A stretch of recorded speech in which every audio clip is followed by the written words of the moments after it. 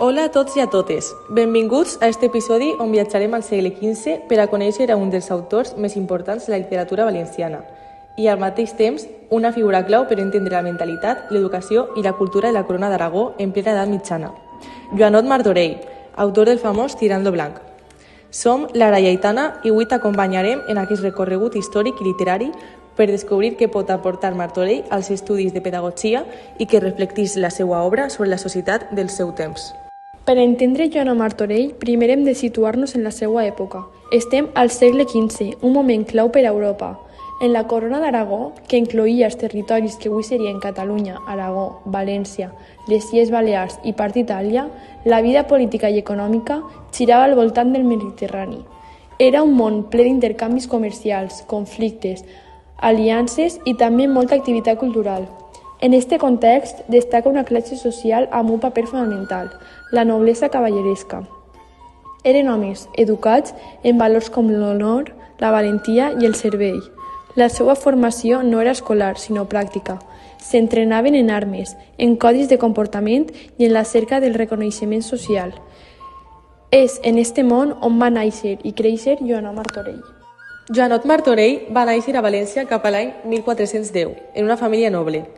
La seva vida apareix, en molts moments, una novel·la de cavalleries, i de fet, diversos episodis vitals van inspirar Tirant lo Blanc.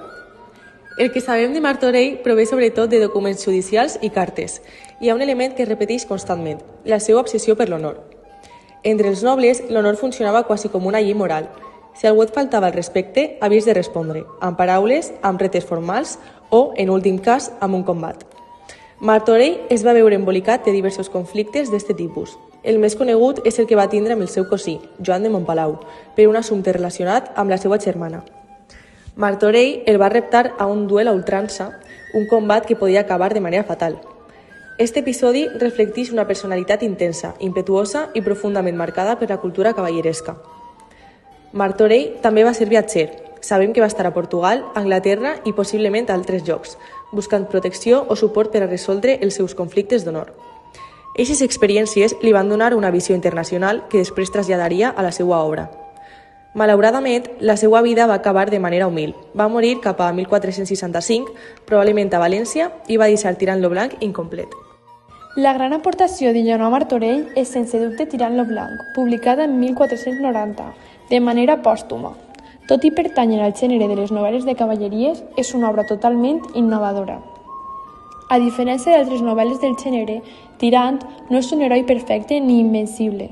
És humà, té virtuts i defectes, s'emociona, s'enganya, pateix i també triomfa. Esta humanitat va influir profundament en autors posteriors, entre ells Miguel de Cervantes. Des d'una mirada històrica i educativa, la novel·la és especialment interessant per 1. Realisme militar i social. Martorell descriu tàctiques de guerra, sistemes d'organització i hàbits socials amb un realisme sorprenent. Això converteix el text en una finestra al món del poder, l'autoritat i la disciplina. 2. Educació cavalleresca. La formació del cavaller és un element central. Com ha de parlar, com ha d'actuar, com ha de comportar-se. Tot i això no s'aprèn en escoles, sinó en la pràctica, seguint models i mestres d'armes. 3. Papers de gènere i vida cortesana. Tot i estar escrit al segle XV, la novel·la mostra la influència política i social de les dones en la cort, així com l'educació sentimental i moral del moment. 4. Humor i crítica. Martorell, tot i ser cavaller, també mostra un cert distanciament crític del món cavalleresc. Des d'uns estudis de pedagogia val la pena preguntar-se: Què ens diu Joanot Martorell sobre com s'educava al seu temps? Sense ser pedagog, la seva obra reflecteix diverses idees clau. Educació per imitació.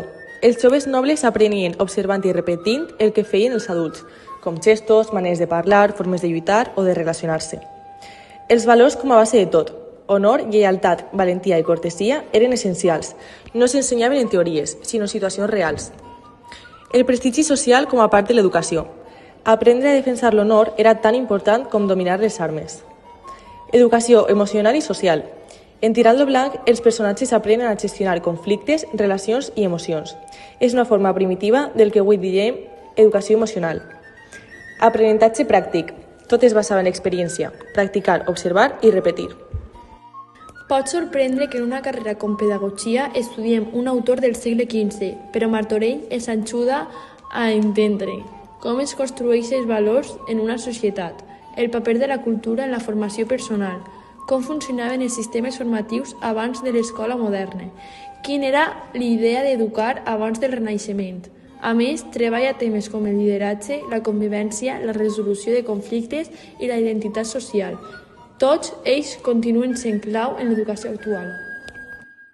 Joana Martorell no va ser mestre ni teòric de l'educació, però la seva vida i la seva obra ens permeten entendre un model formatiu molt diferent del nostre, un model basat en la vida quotidiana, els valors comunitaris i la pràctica.